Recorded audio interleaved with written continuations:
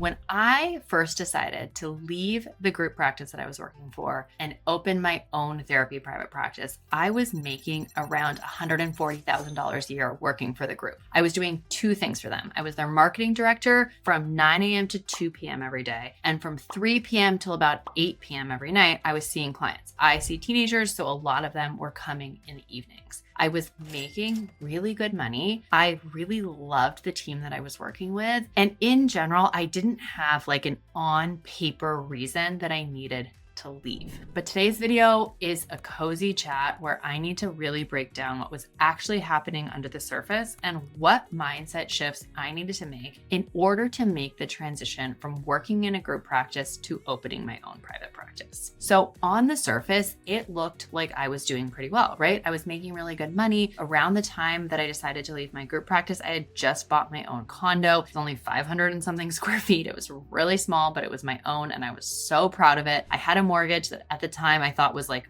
monstrous. It was $2,600. Now my mortgage is a lot more than that. But at the time I felt like I was doing quote unquote well, right? And I didn't have a ton of reasons why I thought I should leave the group. However, underneath the surface, my relationships were really struggling. I can remember one night in particular when I was driving to the grocery store with one of my dearest friends, who also happens to be a psychiatrist. And she said to me, Kelly, like, I know that no one else sees it, but I know that you're struggling. And I know that you're in there and that this could be better. And I can't put my finger on why, but I know you're having a hard time. And she was right. So when I was looking for a group private practice, although I loved it in many ways, my physical health wasn't great. I was commuting an hour each way. I was working 6 days a week. I was in a long distance relationship with my boyfriend at the time, who's now my husband. I chose not to move closer to him to be able to stay in this job. And I was really sacrificing a lot of different parts of myself in order to stay working for someone else because I was literally terrified at the idea of leaving. And in order to actually get myself to leave this job, I had to make 3 really big mindset shifts. Now, I didn't go into this thinking like, oh, I'm going to make these huge mindset shifts, right? These were things that happened over the course of a year. And I just feel like it's not fair for me to tell my private practice story without telling you these 3 things. I want you to make sure to stick around till the end, which I know every YouTuber says, but I promise you the last one is probably the most tricky for me to talk about, but we're going to do it anyway. Okay, here's mindset shift number 1 that I made. At the time that I opened my private practice, it was in 2016. I was not married and I did not have kids. As I said, I was in a long distance relationship. I had been with my now husband, then boyfriend, since we were 19 years old. We had been through college. He was in med school at the time. We met in college.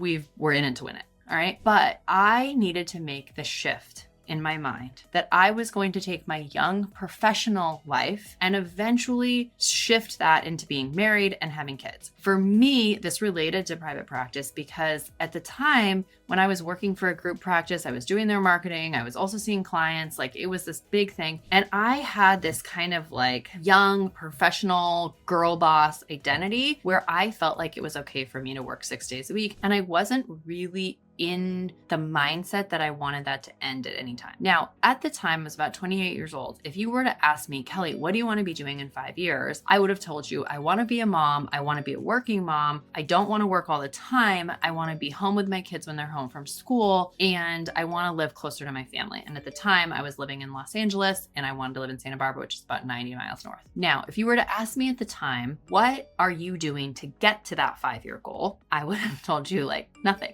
Okay. I was stuck in this place where I knew I wanted that to be my reality one day, but I couldn't figure out how the pieces were going to add up without taking a leap into private practice. And the idea of leaping was terrifying. So the very first thing I had to do was actually admit to myself that I was not doing the things that were going to get me to where I wanted to be as a mom, as a wife one day, because it was hard for me to admit to myself that in order to do that, I would have to do something scary, which was start my own business before I ever had kids, before I ever had a family, before I was married. I had to set the way for the future that I wanted to have later. That was thing number 1. Mindset shift number 2 that I had to make was the idea that if I went out and started my own practice, even if I didn't make as much money as I did working for the group, even if I had no idea what I was doing, I had to trust that I was going to figure it out one way or another. Now, this was important for me. My thing was always, Worst case scenario, I'll go work at Trader Joe's or Starbucks. All right. Take into account, this was 2015, 2016. I was making $140,000 a year. I know I wouldn't have made that money in the same amount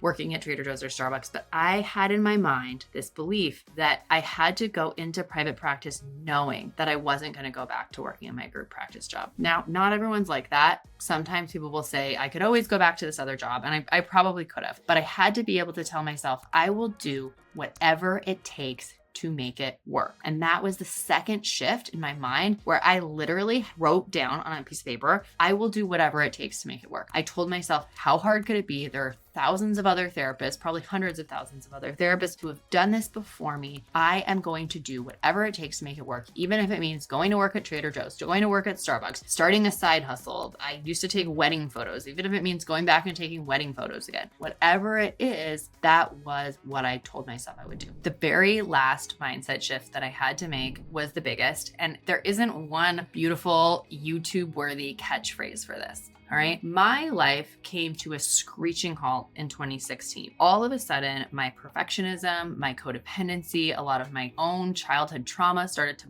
bubble up, and I was not ready to step out on my own into my own therapy practice without working through some of that. And so when I was getting ready and thinking and trying to decide if I was going to do this, I decided I was going to go back to therapy. Number one, I went back to therapy every week. Sometimes I went twice a week, which I know sounds wild, but I was going a lot. I was spending a lot of money on therapy. And number two, I went to a week-long therapy retreat, like a codependency retreat in Nashville, Tennessee, at a place called Onsite, which was fabulous. I'll link it below. This is not sponsored anything. They don't even know I'm posting this video. And I had to get very honest with myself about the amount of people pleasing that I was doing in my life and how I wanted to make everyone think I looked successful rather than actually feeling good about myself inside. And had I not gone back to therapy and had I not really done the work to work on some of my own childhood issues, I don't think I ever would have started a practice, let alone had a successful one. And those are the things that we don't talk about when it comes to opening a new business. But I will tell you, the mindset piece, the work piece, the therapy piece, the part of us that has to have us look at ourselves really is the part that's the most important. It's 50% of the journey to opening your own private practice.